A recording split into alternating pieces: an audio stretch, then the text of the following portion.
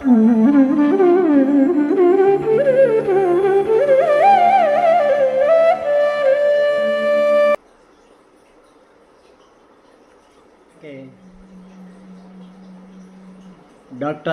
KS. Narayanachar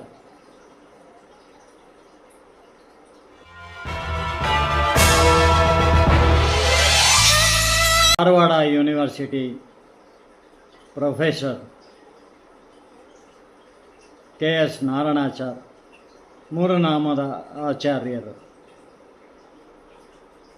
ಅವರನ್ನು ನೋಡಿದ್ರೆ ಅವರು ಪ್ರೊಫೆಸರ್ ಅಲ್ಲ ಅನ್ನೋ ಹಾಗೆ ಕಾಣ್ತದೆ. ಯಾರೋ ಬ್ರಾಹ್ಮಣ ವಿದ್ವಾಂಸರು ಅನ್ನಾಗಿ. ಅವರು ರಾಮಾಯಣ ಪಾತ್ರ ಪ್ರಪಂಚ ಬರೀತಾರೆ. ಪ್ರತಿಯೊಂದು ಪಾತ್ರವು ರಾಮಾಯಣದಲ್ಲಿ ಬರೋದು ಎಲ್ಲ ವಿಶ್ಲೇಷಣೆ ಮಾಡ್ತಾರೆ. ಹಾಗೆ ವಿಶ್ಲೇಷಣೆ ಮಾಡುವಾಗ ಪ್ರತಿಯೊಂದು ಪಾತ್ರವು ಯಾವ್ಯಾವ ಸಂದರ್ಭದಲ್ಲಿ ಆ ಕಥೆಯಲ್ಲಿ, ರಾಮಾಯಣದ ಕಥೆಯಲ್ಲಿ ಬರುತ್ತೋ ಅಷ್ಟು ಸಾರಿ ಹೋಗಿಬಿಟ್ಟು ಬರಬೇಕಾಗುತ್ತದೆ. ಅದು ಬಹಳ ಕಠಿಣವಾದ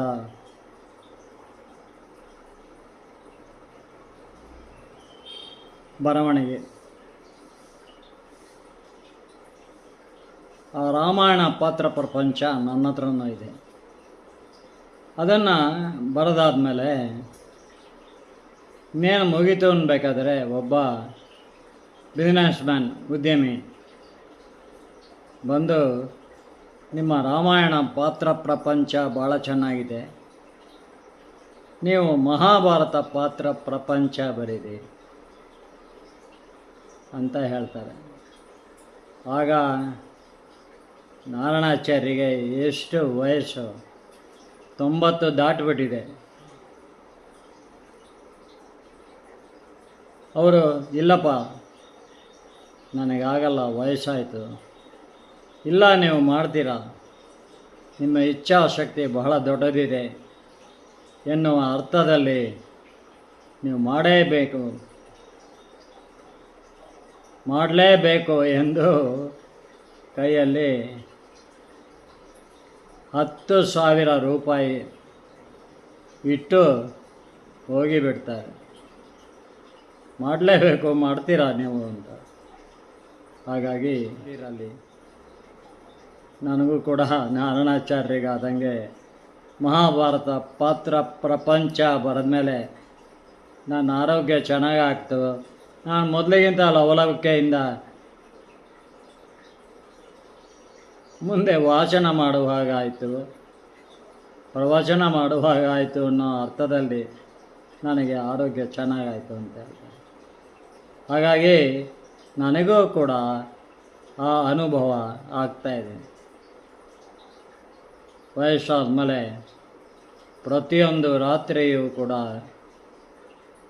ನಮಗೆ ಒಂದು ಚಾಲೆಂಜ್. ನಿದ್ದೆ ಬೇಗ ಹತ್ತಬೇಕು. ನಿದ್ದೆಯಲ್ಲಿರೋ ಸುಖ ಬೇರೆ ಯಾವುದರಲ್ಲೂ ಇಲ್ಲ. ಗಾಢವಾದ ನಿದ್ರೆ ಅದು ಎಲ್ಲಿ ಬರ್ತದೆ? ವಯಸ್ಸಾದ ಮೇಲೂ ಗಾಢವಾದ ನಿದ್ರೆ ಸುಖ ಇದೆಯಲ್ಲ, ಅದನ್ನು ಪಡ್ಕೊಂಡು ಬಂದಿರಬೇಕು. ಆದರೆ ಬೆಳಗ್ಗೆ ಏಳುವಾಗ ಒಂದು ಲವಲವಿಕೆ ಇರುತ್ತೆ. ಆ ಲವಲವಿಕೆ ನನಗೂ ಆಗುತ್ತೆ, ನಾನು ಒಳ್ಳೆಯ ಕೆಲಸ ಮಾಡಿರೋದ್ರಿಂದ ಅಂತ ಹೇಳ್ಬೋದು. ಹಾಗಾಗಿ ನಾನು ಮಹಾಭಾರತ ಎಂದೆಂದಿಗೂ ನಿತ್ಯ ನೂತನ ಅಭಿನವ ಭಾರತ. ಅಭಿನವ ಅಂದರೆ ಕನ್ನಡ ಡಿಕ್ಷನರಿಯಲ್ಲಿ ನಿತ್ಯ ನೂತನ ಅಂತ. ಹಾಗಾಗಿ ಇಂದಿಗೂ ಹರಿದಾಡ್ತಾ ಇದೆ ಮಹಾಭಾರತ. ನಾರಾಯಣಾಚಾರ್ಯರಿಗೆ ಹೇಗೆ ಸುಖ ನಿದ್ರೆ ಬಂದ ಆರೋಗ್ಯದಲ್ಲಿ ಚೆನ್ನಾಗಾಯಿತು ಅಂತ ಹೇಳ್ತಾರೋ ಹಾಗೆ ನನಗೂ ಕೂಡ ಆಗ್ತಾಯಿದೆ. ಈಗ ಅಭಿನವ ಭಾರತ ಮುಂದುವರಿಸ್ತಾ ಇದ್ದೇನೆ. Doctor KS Narayanachar, Dharwad university professor. Doctor KS Narayanachar, Dharwad university professor. ಅವರು ಹೇಳ್ತಾರೆ, ಮಹಾಭಾರತ ಪಾತ್ರ ಪ್ರಪಂಚ ಬರೆದ ಮೇಲೆ ನನ್ನ ಆರೋಗ್ಯ ಚೆನ್ನಾಗಾಯಿತು ಅಂತ. ಎಷ್ಟನೇ ವಯಸ್ಸಲ್ಲಿ? 90ನೇ ವಯಸ್ಸಿನಲ್ಲಿ. ಅವರು ರಾಮಾಯಣ ಪಾತ್ರ ಪ್ರಪಂಚ ಬರೆದಾದ್ಮೇಲೆ ಮಹಾಭಾರತ ಪಾತ್ರ ಪ್ರಪಂಚ ಬರಿಬೇಕು ಅನ್ನೋ ಉದ್ದೇಶ ಅವರಲ್ಲಿ ಇರಲಿಲ್ಲ. ಆದರೆ ಒಬ್ಬ ಉದ್ಯಮಿ ಬಂದು, ನೀವು ಬರಿಬೇಕು ಮಹಾಭಾರತ ಪಾತ್ರ ಪ್ರಪಂಚ ಅಂತ. ಆಗಲ್ಲಪ್ಪ, ನನಗೆ ವಯಸ್ಸಾಯಿತು. ಇಲ್ಲ, ನೀವು ಬರದೇ ಬರೀತೀರ, ನಿಮ್ಮ ಇಚ್ಛಾಶಕ್ತಿ ಬಹಳ ದೊಡ್ಡದು ಅಂತ ಹೇಳಿ ಕೈಯಲ್ಲಿ 10,000 ರೂಪಾಯಿ ಇಟ್ಟು ಹೋಗಬೇಕೇ ನಿರ್ವಾಹವಿಲ್ಲದೆ ನಾರಾಯಣಾಚಾರ್ಯರು ಮಹಾಭಾರತ ಪಾತ್ರ ಪ್ರಪಂಚ ಬರೆದಿದ್ದಾರೆ. ರಾಮಾಯಣ ಪಾತ್ರ ಪ್ರಪಂಚ, ಮಹಾಭಾರತ ಪಾತ್ರ ಪ್ರಪಂಚ, 18 ದಿನಗಳು ಅವರು ಬರೆದಿರ್ತಕ್ಕಂಥದ್ದು ಮಹಾಭಾರತನ. ಹೀಗೆ ನನ್ನ ಹತ್ರ 9 ಮಹಾಭಾರತಗಳಿವೆ. ಭೈರಪ್ಪನವರ ಬೈರಿಗೆ 650 ಪುಟದ ಪರ್ವ ಕೂಡ ಇದೆ ನಾನು. ಈಗ ಅದೆಲ್ಲವನ್ನು ಅಧ್ಯಯನ ಮಾಡಿ ನನ್ನ ಸ್ವಂತಿಕೆಯನ್ನು ಬಿಟ್ಟುಕೊಡದೆ ನಾನು ಅಭಿನವ ಭಾರತ ಬರೆದಿದ್ದೇನೆ. ಗಿರಡ್ಡಿ ಗೋವಿಂದರಾಜ, ಕೀರ್ತನಾಥ ಕರ್ತುಕೋಟಿ ಹಾಗೂ ಇನ್ನು ಮುಂತಾದ ವಿದ್ವಾಂಸರು ಹೇಳುವ ಹಾಗೆ ವಚನ ಭಾರತ. ಸಂಸ್ಕೃತದಿಂದ ಮೊದಲು ಕನ್ನಡಕ್ಕೆ ಬಂದದ್ದು ವಚನ Bharat. Doctor AR Krishnashastri, Mysuru university professor AR Krishnashastri ಅವರು ವಚನ ಭಾರತ ಮೊದಲು ಸಂಸ್ಕೃತದಿಂದ ಕನ್ನಡಕ್ಕೆ ತಂದವರು. ಆ ಕಾಲದಲ್ಲಿ ನವೋದಯ ಕನ್ನಡ, ನವ್ಯ ಕನ್ನಡ ಯಾವುದೂ ಬಂದಿರಲಿಲ್ಲ. ಆ ಕಾಲದಲ್ಲಿ ಅವರು ಬಹಳ ಪ್ರಯತ್ನಪಟ್ಟು ಕನ್ನಡದಲ್ಲಿ ಬರೆದಿದ್ದಾರೆ. ಆದಷ್ಟು ಪ್ರಯತ್ನ ಪಟ್ಟಿದ್ದಾರೆ ಹೊಸ ನವ್ಯ ರೀತಿಯಲ್ಲಿ ನವೋದಯ ಕನ್ನಡದಲ್ಲಿ ಬರೆಯುವುದಕ್ಕೆ. ಅದು ಓದಿಸ್ಕೊಂಡು ಹೋಗುತ್ತೆ. ಆ ವಚನ ಭಾರತ, ಹಾಗಾಗಿ ಅದು ಅನಿರೀಕ್ಷಿತವಾಗಿ ನನಗೆ ರಾಜಾಜಿನಗರದ ಒಂದು ಬುಕ್ ಶಾಪಲ್ಲಿ ಸಿಕ್ತು. ಅದನ್ನು ಕೈಗೆ ತಗೊಂಡಾಗ ಅವರು ಮಹಾಭಾರತ ಬರಿತೀರೇನ್ರಿ ಅಂದರು. ಗೊತ್ತಿಲ್ಲ ಅಂದೆ. ಇದು ಸುಮಾರು 13-15 ವರ್ಷಗಳ ಹಿಂದಿನ ಮಾತು. ಆನಂತರ ಕಿರ್ಲಾಸ್ಕರ್ ಲೇಔಟಿಗೆ ಇಲ್ಲಿ ಹೀರೋ ಮನೆಗೆ ಬಂದೆ. ಆದಮೇಲೆ 5 ವರ್ಷ ತೆಗೆದುಕೊಂಡೆ ಮಹಾಭಾರತ ಬರೀಬೇಕು ಅಂತೇಳಿ. 5 ವರ್ಷ ನಾನು ದಿವಸ ಬೆಳಗ್ಗೆ ಎದ್ದು ತುಂಬ ನಿಷ್ಠೆಯಿಂದ ಬರೆದಿರೋದು ಅಭಿನವ ಭಾರತ. ಈಗ ಅಭಿನವ ಭಾರತವನ್ನು ಮುಂದುವರಿಸ್ತಾ ಇದ್ದೇನೆ. ಪಾಂಡವರು ವನವಾಸದಲ್ಲಿದ್ದಾಗ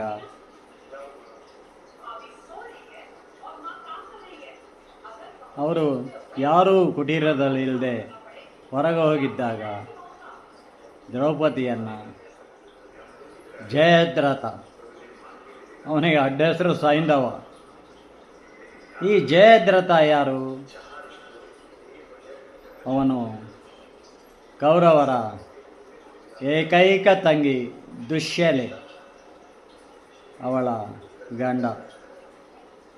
ಅವನು ಸಿಂಧೂ ಪ್ರಾಂತ್ಯದ ತನ್ನ ಪ್ರದೇಶಕ್ಕೆ ಪಾಂಡವರು ಬಂದಿದ್ದಾರೆ ಎಂದು ಅವರ ಕುಟೀರಕ್ಕೆ ಬರ್ತಾನೆ, ಪಾಂಡವರು ಇಲ್ಲದೇ ಇದ್ದ ಸಮಯದಲ್ಲಿ. ಆಗ ದ್ರೌಪದಿ ಆಗಷ್ಟೇ ಸ್ನಾನ ಮಾಡಿ ಬಂದಿರ್ತಾಳೆ. ಅವಳನ್ನು ಬಲಾತ್ಕರಿಸಲು ಹೋದಾಗ ಭೀಮ ಅಷ್ಟೊತ್ತಿಗೆ ಬರ್ತಾನೆ. ಸೈಂಧವನನ್ನು ಜೊತೆ ಹೋರಾಡಿ ಅವನನ್ನು ಎಡೆಮರಿ ಕಟ್ಟಿ ಹಿಂದಿನ ವಿಡಿಯೋದಲ್ಲಿ ಹೇಳಿದ್ದೆ, ಅಣ್ಣ ಯುಧಿಷ್ಠಿರನ ಕಾಲು ಜೊತೆಗೆ ಹಾಕ್ತಾನೆ. ಅವನನ್ನು ಬಿಟ್ಬಿಡು ಅಂದರೆ ಕೇಶಮುಂಡನ ಮಾಡಿಸಿ ಬಿಡುತ್ತಾನೆ. ಅವನಿಗೆ ಅವಮಾನ ಮಾಡಿದ್ದೀಯಾ, ಅವನು ಮುಂದೆಂದಾದರೂ ಸೇಡು ತೀರಿಸ್ಕೊಳ್ಳದೆ ಇರಲ್ಲ ಭೀಮ ಎಂದು ಯುಧಿಷ್ಠಿರ ಹೇಳಿದಾಗ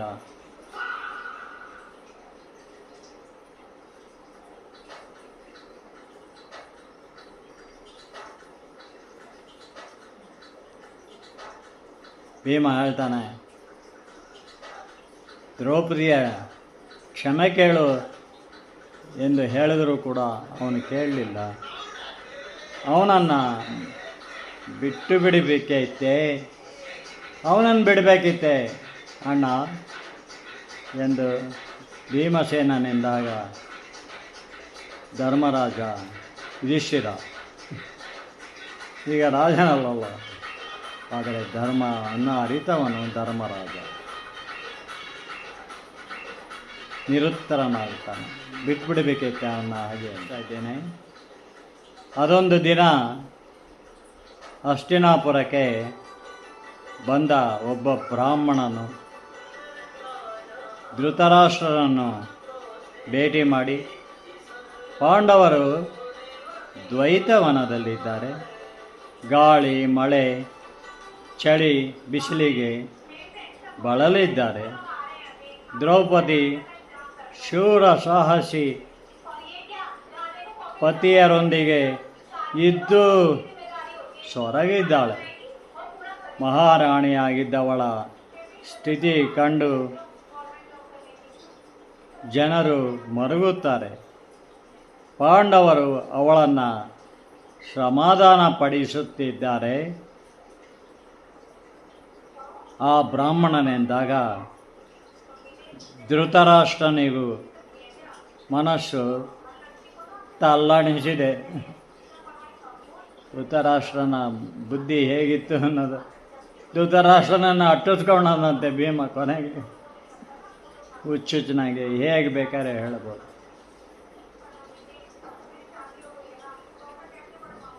ಇಲ್ಲದ ಹೊಸ ದಿಗಂತ ದಿಗಂತ ಅಂದರೆ ಏನಂತಾನೆ ಗೊತ್ತಿಲ್ಲ. ಒಂದು ಗ್ಯಾಲಕ್ಸಿಗೆ ಒಂದು ದಿಗಂತ. ನಾವಿರೋದು ಮಾನವರಿರುವ ಗ್ಯಾಲಕ್ಸಿ ದಿಗಂತ ಅದೊಂದೇ, ಎಂದಿಗೂ ಅಂದಿಗೂ ಇಂದಿಗೂ. ಹೊಸ ದಿಗಂತ ಅಂದರೆ ಯಾವುದು? ಏಲಿಯನ್ಸ್ ಇರೋ ದಿಗಂತ ಇರಬೇಕು ಗ್ಯಾಲಕ್ಸಿ. ಆ ಗ್ಯಾಲಕ್ಸಿಯಲ್ಲಿರೋ ಹೊಸ ದಿಗಂತ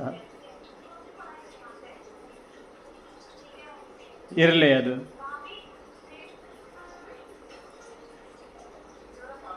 ಧೃತರಾಷ್ಟ್ರನಿಗೂ ಕೂಡ ಪಾಂಡವರು ಕಾಡಿನಲ್ಲಿ ಪಡಬಾರದ ಕಷ್ಟಪಡ್ತಾ ಇದ್ದಾರೆ, ದ್ರೌಪದಿ ಸೊರಗಿದ್ದಾಳೆ ಅಂತ ಹೇಳಿದಾಗ ಧೃತರಾಷ್ಟ್ರನಿಗೂ ಮನಸ್ಸು ತಲ್ಲಣಿಸಿದೆ.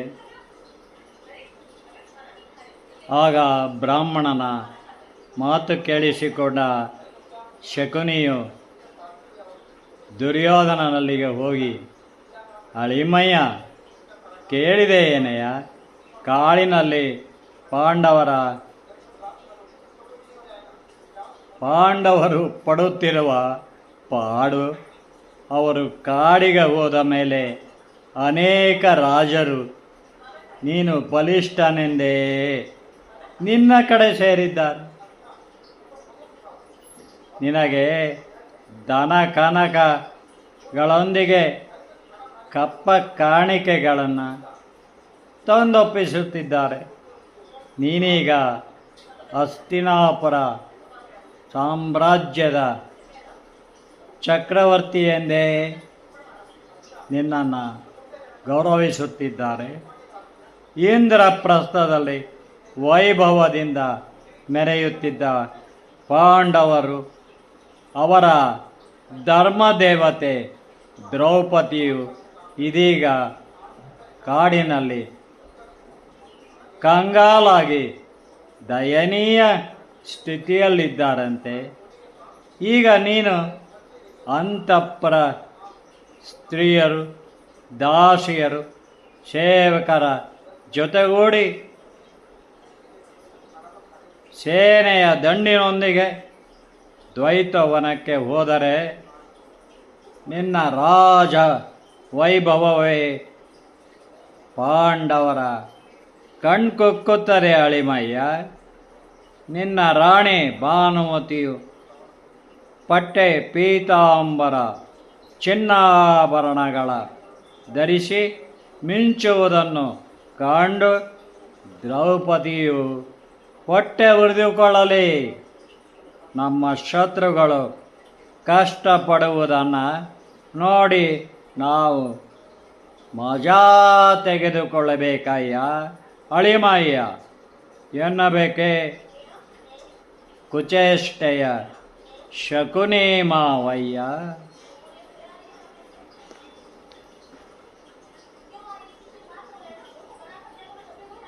ಒಂದಿನ ಕಥಾ ಭಗವನ್ನ ಇನ್ನೊಂದು ವಿಡಿಯೋ